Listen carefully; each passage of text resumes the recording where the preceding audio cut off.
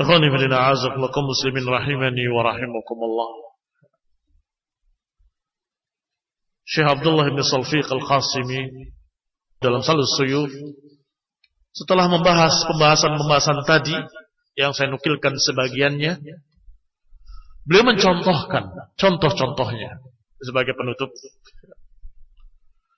Kata beliau, hafizahullah ta'ala, tidak mengapa kita sebutkan beberapa contoh-contohnya. Ittiba'ul hawa.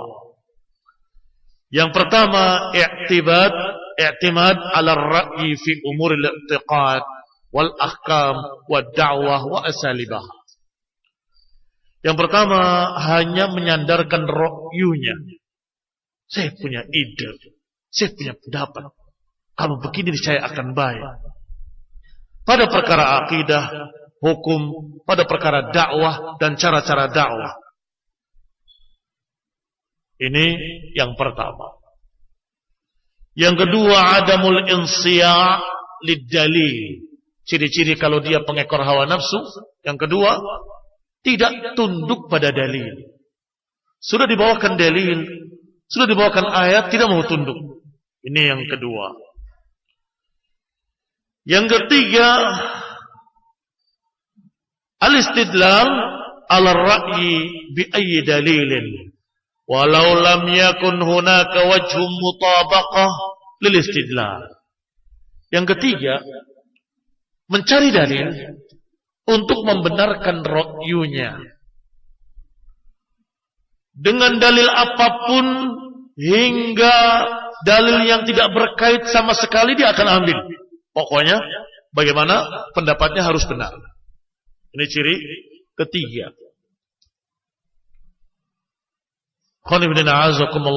Hampir semua ahlul bid'ah berkesimpulan dulu, ra'yu dulu, ini menurut saya baik, ini ide saya cemerlang, baru kemudian cari dalil ayatnya. Oh ini nggak pas, oh ini nggak pas, kayaknya ini pas nih. Oh bukan, ini terus cari.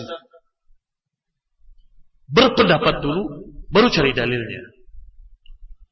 Yang keempat, ta'wil wa tahrif.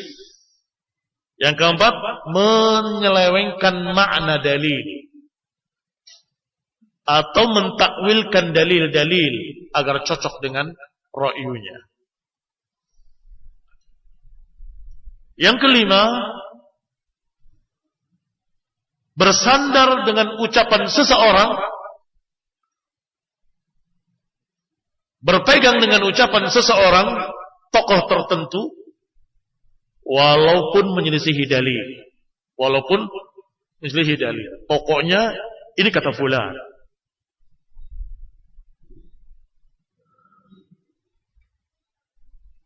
Yang keenam, bergabung dengan hizib tertentu atau organisasi-organisasi rahasia tertentu dan menjadikan aturan-aturan organisasi tersebut sebagai hukum syariat. Ini juga termasuk sahibu hawa. Yang ketujuh, ilzam al-atba' bifikrin muayyan. Yang ketujuh, mengharuskan pengikut-pengikutnya harus mengikuti pikiran tertentu. Ini pikiran artinya ra'yu. Artinya bukan hanya buat dirinya, tapi dia ilzamkan kepada pengikutnya. Kalian harus mengikuti pendapat yang saya ucapkan ini. Yang kedelapan,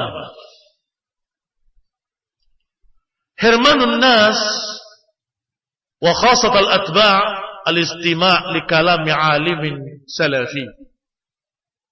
Yang kedelapan, mengharamkan manusia, khususnya pengikut-pengikutnya, melarang mereka untuk mendengar ucapan seorang ulama ahlus sunnah salafi, atau melarang untuk membaca bukunya, kitab para ulama, atau melarang untuk menyebarkan kitab para ulama. Ini juga ciri-ciri sahibu hawa.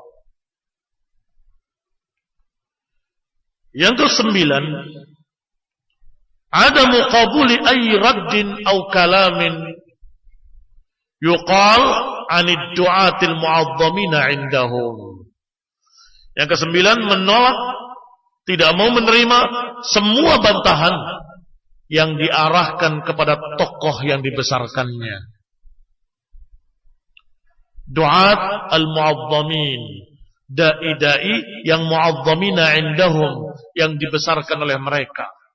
Tidak boleh dikritik, tidak boleh dibantah. Menolak seluruh bantahan, menolak seluruh ucapan yang diarahkan pada tokohnya yang dibesarkan. Yang ke-10, qiyamuhum biharqi kutubi ahli sunnah, membakar dan memusnahkan buku-buku ahli sunnah yang menjelaskan agama yang sahih, yang memperingatkan untuk meninggalkan penyimpangan-penyimpangan. Yang ke-11, al-amal ala tashwihi suratil ulama. Yang ke-11, upaya untuk menjelekkan gambaran para ulama. Upaya untuk tashwih suratil ulama. Yang dikatakan ulama itu antek-antek Yahudi. Ulama dikatakan sebagai antek-antek penguasa dan seterusnya. Itu kalimat-kalimat yang menjelekkan atau menjatuhkan kehormatan para ulama. Itu juga ciri-ciri sahibu hawa. Kemudian beliau menyebutkan di akhirnya, hadza ghaidun min faid. Ini sedikit dari sekian banyak ciri-ciri sahibu hawa. Ini sekian contoh, ini sedikit dari sekian banyak bentuk-bentuk orang mengikuti hawa nafsu. Wallahu ta'ala alam bis-shawab. Wa sallallahu ala Muhammadin wa ala alihi wa ashabihi wa sallam tasliman katsira. Subhanakallahumma wa bihamdik asyhadu an la ilaha illa anta astaghfiruka wa atubu ilaik. Wassalamualaikum warahmatullahi wabarakatuh.